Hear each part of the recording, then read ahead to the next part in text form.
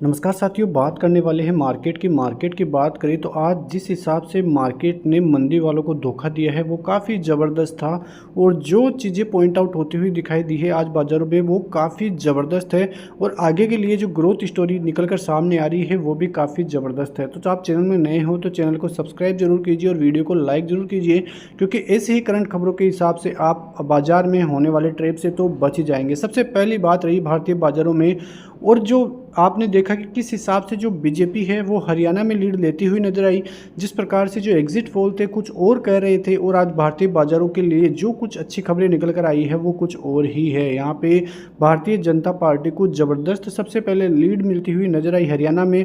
वहाँ पे हारने के संकेत जो आ रहे थे वो बदलकर जीत में बदल चुकी है और भारतीय बाजारों को उससे काफ़ी पॉजिटिविटी देखने को मिली है।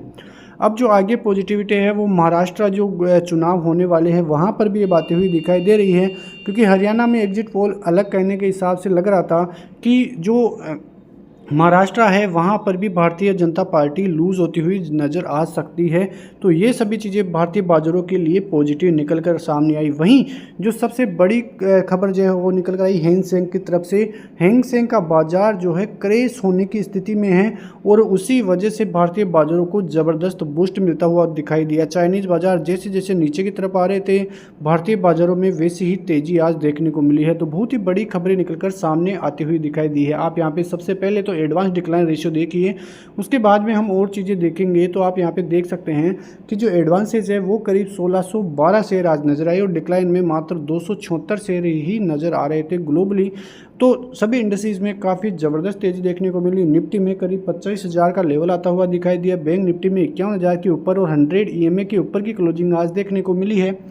फिर सर्विसेज निफ्टी आईटी ले लीजिए, निफ्टी मिड कैप में सबसे ज़्यादा 1.5% से भी ज़्यादा की तेज़ी आज देखने को मिली है। तो सभी चीज़ें भारतीय बाजारों के लिए पॉजिटिव देखने को मिली है। वहीं जो चाइनीज़ बाजार लगातार 9 दिनों से करीब 29% तक की तेज़ी वहां पे देखने को मिली थी, आज वहां पे करीब 9 से 10% तक की गिरावट एक ही दिन में देखने को मिली है।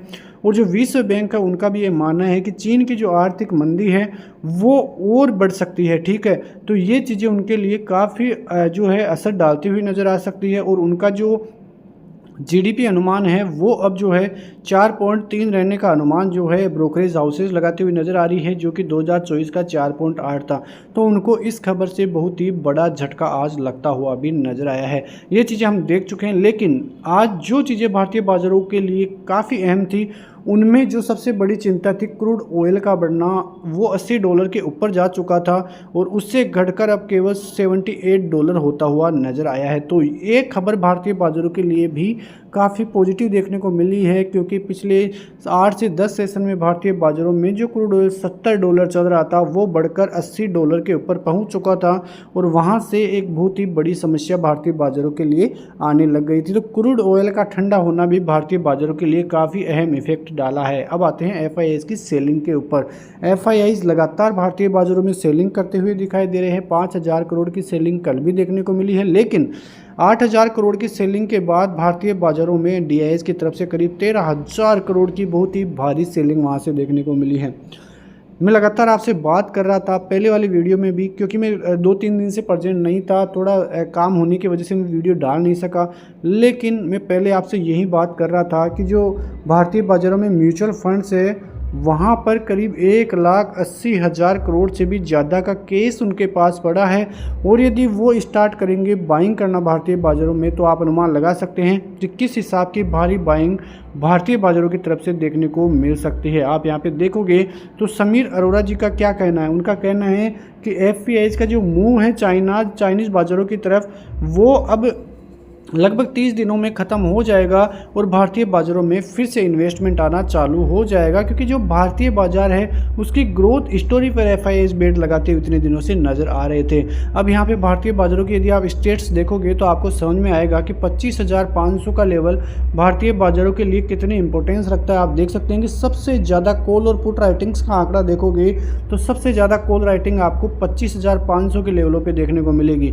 यहाँ पर आप करीब 68 लाख की पोजीशंस कॉल राइटर्स की देखने को मिली है, तो बहुत भारी भरकम आंकड़ा यहाँ का आपका देखने को मिल जाएगा। उसके बाद आप सबसे इम्पोर्टेंट लेवल देखोगे तो वो रहेगा 25,000 का लेवल, जहाँ पे अभी भारतीय बाजार टिका हुआ है। यहाँ पे आप कॉल राइटर्स को देखोगे तो करीब 57 लाख पोजीशन है, पुट राइटर्स की करीब 44 लाख पोजीशन है। लेकिन अच्छी बात यह रही कि आज करीब 20 लाख पुट राइटर्स यहाँ पे आज एड ऑन होते हुए दिखाई दिए हैं, जबकि 11 लाख कॉल राइटर्स ही आज एड ऑन 25,000 के लेवलों पे दिखाई दिए हैं। उसके बाद जो जोन रहेगा वो रहेगा 25,200 का जोन। यहाँ पे करीब 51 लाख की कॉल राइटिंग है और करीब 15 लाख की पुट राइटिंग आपको देखने को मिल जाएगी। करीब 9 लाख कॉल राइटर्स यहाँ पे आपको देखने को मिल जाएंगे। तो 25,200 का सबसे ज़्यादा बड़ा इंपॉर्टेंट जोन रहेगा, क्योंकि ये एक कॉल राइटर्स का जोन है, ये कटना बहुत ही ज़रूरी है।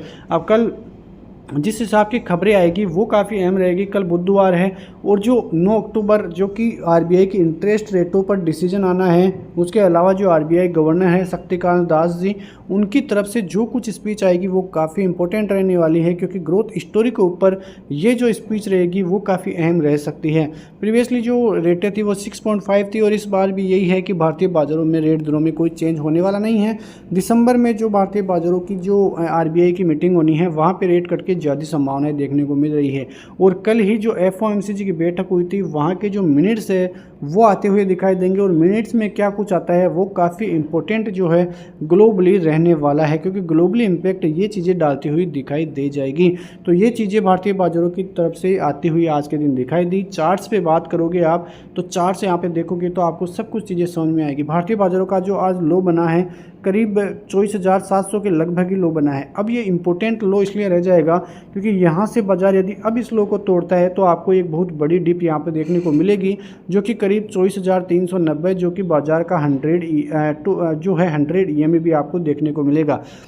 25,013 का जोन पे आज क्लोजिंग देखने को मिली है और लगभग 50 EMA के नीचे ही क्लोजिंग आज देखने को मिली है। कल बाजार में 50 EMA से ऊपर टिकता है बाजार और 25,150 के लेवलों से निकालता है, फिर 25,200 के लेवलों पे निकल के वहाँ पे टिक जाता है, तो मानना कि भारतीय बाज़ारों में फिर एक बड़ी रैली जो कि भारतीय बाज़ारों को 25,500 तक फिर से लेकर जा सकती है और फिर आपको थोड़े दिनों में नए हाई फिर से देखने को मिल सकते हैं। और हमारा जो इस साल के अंत तक 27,127 का जो टारगेट है वो भी आता हुआ दिखाई दे जाए तो भी कोई बड़ी बात नहीं है। आप यहाँ पे 15 मिनट का टाइम फ्रेम पे आप बाज़ार को देखोगे तो आपको समझ में आएगा कि बाज़ार खुलने के साथ ही थोड़ा कंसोलिडेशन के मूड में रहा और फिर जैसे जैसे भारतीय बाज़ारों में भारतीय जनता पार्टी की फिर बाज़ार में जीत आती हुई दिखाई दी हरियाणा में, उसके बाद फिर रैली भारतीय बाज़ारों में ऊपर की तरफ देखने को मिली और 25,000 के लेवलों के ऊपर की क्लोजिंग देखने को मिली। अब हो सकता है कि कल भारतीय बाज़ारों में एक गैप अप भी देखने को मिले।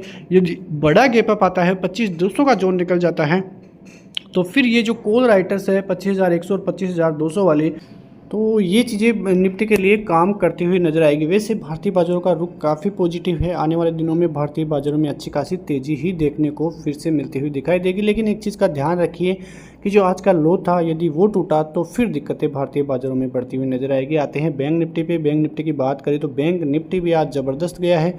100 EMA फिर से भारतीय बाज़ारों में आता हुआ दिखाई दिया है। बैंक निफ्टी की तरफ से करीब 51,000 के लेवलों पे 100 EMA था और वो आज फिर से पार होता हुआ दिखाई दिया है। ये थोड़ी पॉजिटिव खबर बैंक निफ्टी की तरफ से है। अब यदि बैंक निफ्टी कल 51,400 के लेवलों को पार कर लेगा तो बैंक निफ्टी की तरफ से फिर आपको 25,800 और जो है 51,800 और फिर इसके ऊपर के लेवल्स देखने को मिल सकते हैं। तो 51,400 का लेवल काफ़ी इंपॉर्टेंट रहेगा बैंक निफ्टी के लिए, जो है रेजिस्टेंस जोन के लिए। उसके अलावा आज नीचे की तरफ देखोगे तो जो आज का लो था वो आप सपोर्ट जोन रखकर देख सकते हैं, क्योंकि 50,200 50,400 ये जो जोन है वो जोन काफ़ी इंपॉर्टेंट अब सपोर्ट लेवलों की तरफ रहता हुआ दिखाई दे जाएगा। तो इस प्रकार से आप रणनीति बना सकते हैं। वैसे एक तरह से देखें तो भारतीय बाज़ारों में जो मूड माहौल है वो अब पॉजिटिव होता हुआ दिखाई दिया है। अब किस प्रकार से कल भारतीय बाजार रहता है वो हम सामने वाले वीडियो में लेवल्स के साथ चर्चा करते हुए नजर आएंगे। मिलते हैं नेक्स्ट वीडियो में, तब तक के लिए नमस्कार, जय हिंद, जय भारत, वंदे मातरम।